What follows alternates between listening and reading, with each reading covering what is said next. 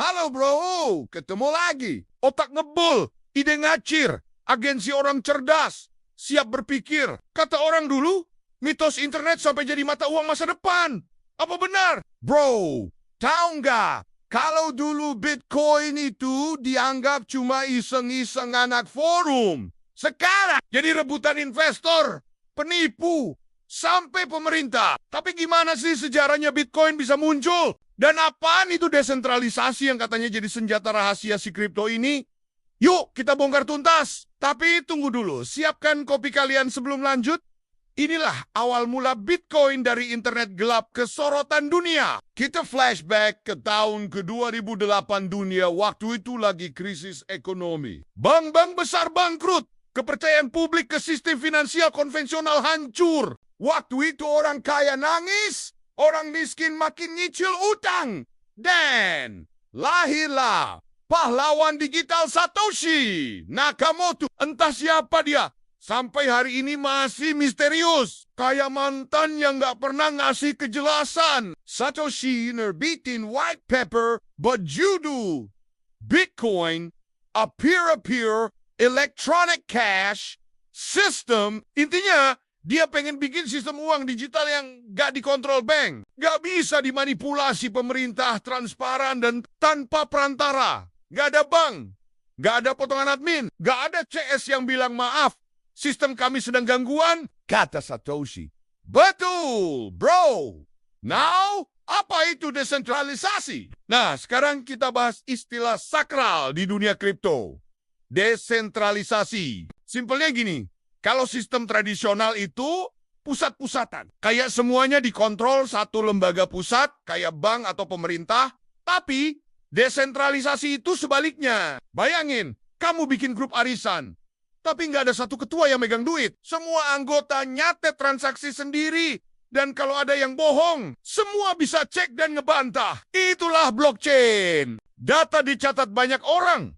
Gak bisa diutak-atik sesuka hati. Desentralisasi bikin sistem jadi transparan, aman dari manipulasi, gak tergantung satu pihak, lebih demokratis. Jadi, kamu gak perlu minta izin ke bank buat kirim duit. Gak perlu nunggu kantor buka, kirim Bitcoin.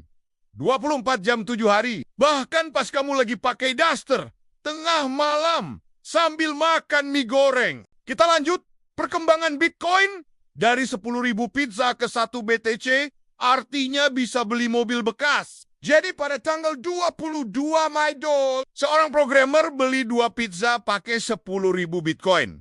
Waktu itu nilainya sekitar $41. Sekarang, 10.000 BTC bisa beli satu pulau kecil dan villa mewah buat kamu dan kucing kamu. Dan orang itu sekarang mungkin tiap malam mimpi buruk lihat Pizza Hut. Dari situ, harga Bitcoin naik gila-gilaan. Orang mulai investasi. Platform exchange bermunculan. Dan penipu digital juga makin kreatif. Pemerintah mulai deg-degan. Beberapa negara mulai larang Bitcoin. Tapi yang lain malah legalkan. Kenapa? Karena ini sistem baru. Yang nggak bisa dikontrol, tapi terlalu besar untuk diabaikan. Lanjut lagi. Bitcoin versus sistem konvensional. Gini. Sistem uang biasa kita itu dikontrol negara. Ada inflasi, ada bank sentral yang bisa cetak uang seenak dengkul. Sementara Bitcoin cuma punya stok 21 juta koin. Udah, nggak nambah kayak jatah wifi gratis di kafe.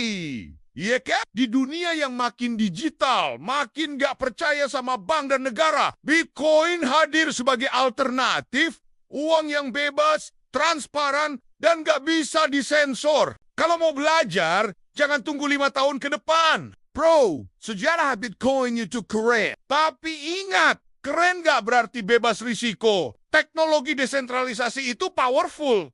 Tapi kalau kamu ikut-ikutan FOMO, bisa juga jatuh ke jurang. Tips sebelum terjun, pelajari teknologi blockchain dulu. Jangan beli kripto dari debt collector. Pahami bahwa harga bisa naik turun kayak mood mantan. Dan ingat, Bitcoin bukan skema cepat kaya, tapi cepat miskin kalau main tanpa ilmu. Jadi, sekarang kamu tahu sejarah Bitcoin dan kenapa desentralisasi itu keren banget. Dunia ke depan akan berubah. Dan pertanyaannya, kamu mau jadi penonton Atau pemain, otak ngebul, ide ngacir agensi orang cerdas, siap berpikir. Sampai ketemu di episode berikutnya. Bahas apa lagi nih, bro? Jangan komen ya!